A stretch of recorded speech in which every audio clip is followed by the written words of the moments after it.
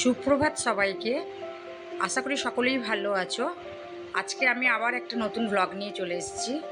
তো আজকে যেহেতু ছুটির দিন নয়, সেহেতু সকালবেলায় উঠেই রান্না চাপিয়ে দিয়েছি। একদিকে রান্না হচ্ছে আর একদিকে আমার চা হচ্ছে।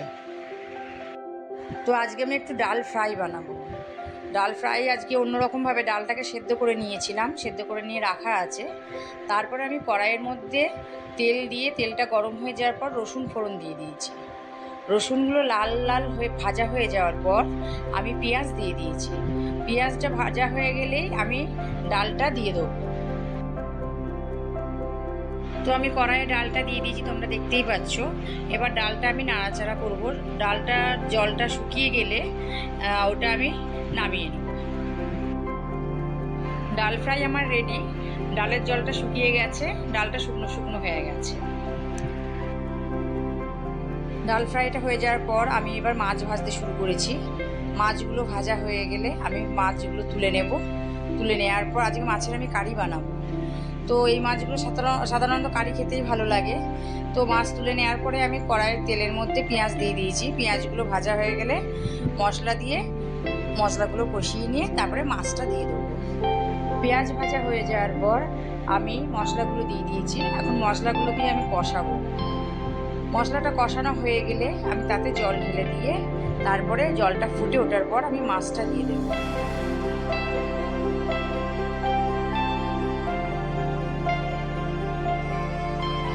তো মাছের কারি আমার রেডি, সব রান্না হয়ে গেছে। এবার আমি মাংস চাপাবো। আজকে ছেলেরা যেহেতু মাংস ছাড়া খেতে চায় না, সেহেতু মাংস করবো। আলুগুলো ভেজে তুলে রেখে দিয়েছিলাম। তো কড়াইয়ের মধ্যে আমি পেঁয়াজ দিয়ে পেঁয়াজগুলো ভাজা করার পর টমেটো দিয়ে নিয়েছিলাম। এবারে মাংসটা দিয়ে দিয়েছি। মাংসটা ভাজা হয়ে যাওয়ার পর আমি সব মশলাগুলো দিয়ে মাংসটাকে কষাতে শুরু করবো।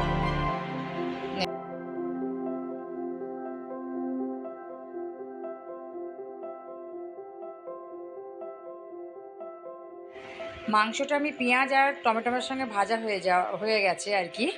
তারপরে আমি সব মশলা দিয়ে দিলাম। এবার মশলাগুলো দিয়ে কষাবো, কষিয়ে একটু ঢাকা দিয়ে দেবো।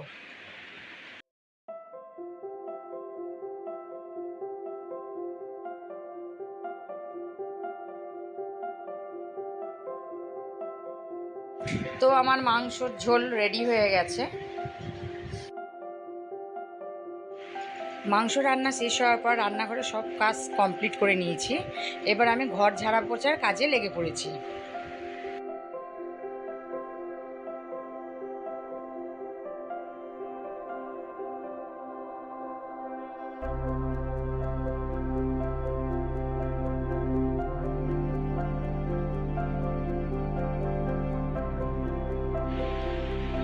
আমার সমস্ত কাজ কমপ্লিট হয়ে গেছে। আমার চান টান কমপ্লিট করে বোতলগুলো ফাঁকা হয়ে গেছে, তাই বোতলগুলো আমি ভরতে দিয়েছি। আর এদিকে ছেলেদেরও দুপুরে আমি খেতে দিয়ে দিয়েছি। আজকে একটু তাড়া আছে, আজকে দুপুরবেলা আমাকে একটু বেরোতে হবে, আমি একটা জায়গায় যাব, তাই ওদের খেতে দিয়ে দিয়েছি। ছেলেদের খাওয়া কমপ্লিট হয়ে গেছে, এবার আমি বাসন ধুয়ে নিচ্ছি।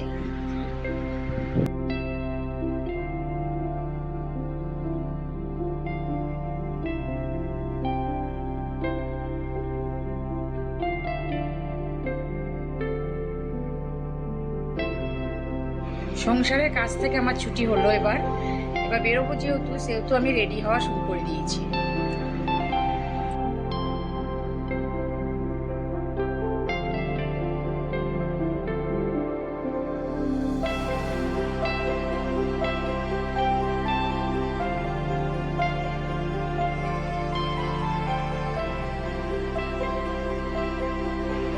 রেডি হয়ে অবশেষে আমরা দুই বান্ধবী বেরিয়ে পড়েছি।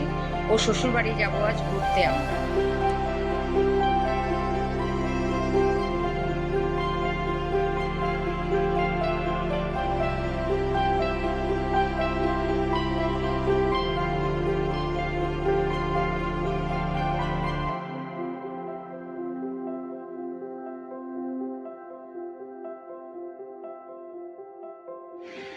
দিল্লি রোড দিয়ে আমরা বেশি যাতায়াত করি, কারণ দিল্লি রোডটা আমার খুব পছন্দের, মানে খুব ভালো লাগে। ওয়ান ওয়ে রাস্তা। তো মগরা ব্রিজে আমরা উঠে পড়েছি।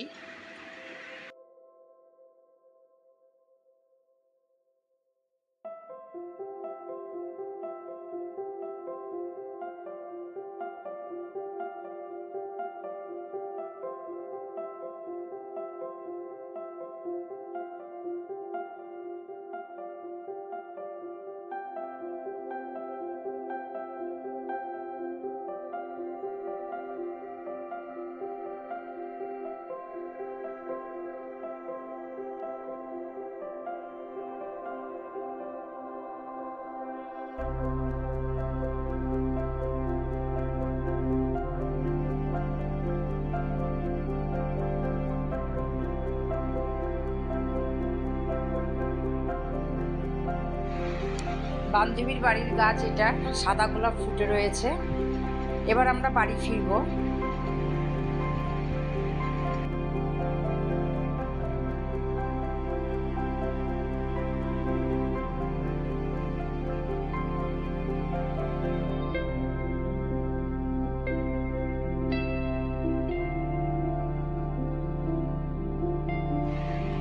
এই যে সামনে হচ্ছে, এগুলো আমার বান্ধবীর বাড়ির বাগান। এখানে অনেক ধরনের গাছ আছে। আমি দেখতে এত ভালো লাগছে, তাই জন্য আমি একটু দেখতে দেখতে ভেতর দিকটা এগিয়ে যাচ্ছি। একটু দূর গিয়েই রেলের লাইন রয়েছে, বাড়ির সামনেই একদম রেলের লাইন।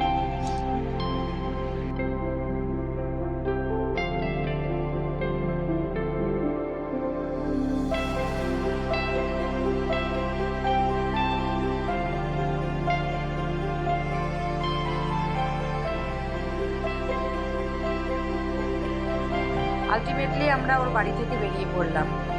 আজকে ও শ্বশুরবাড়িতে শাড়ি নিতে এসেছিলো, দুটো ব্যাগ ভর্তি শাড়ি নিয়ে নিয়েছে। এবার বেরিয়ে পড়েছি আমরা রাস্তার দিকে।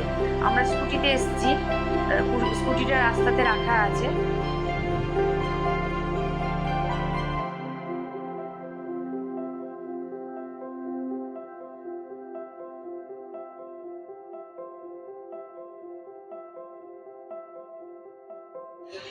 তো ওর বাড়ির সামনে চলে এসেছি রাস্তার উপরে।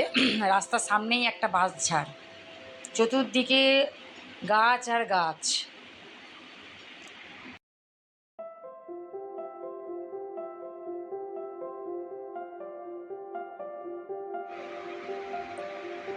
তো আমরা গাড়ির কাছে চলে এসেছি।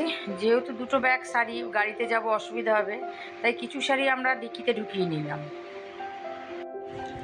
এবার আমাদের বাড়ি ফেরার পালা, আমরা বেরিয়ে পড়েছি।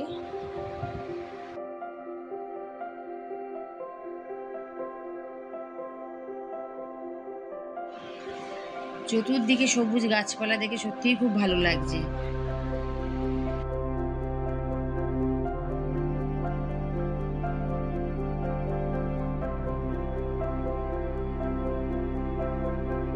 তো বন্ধুরা, আজকের মতো এই পর্যন্তই। আজকে আসি। তোমাদের যদি আমার ভিডিওটা ভালো লেগে থাকে, অবশ্যই লাইক, কমেন্ট এবং সাবস্ক্রাইব করে দিও। তোমরা সকলেই ভালো থেকো। টাটা।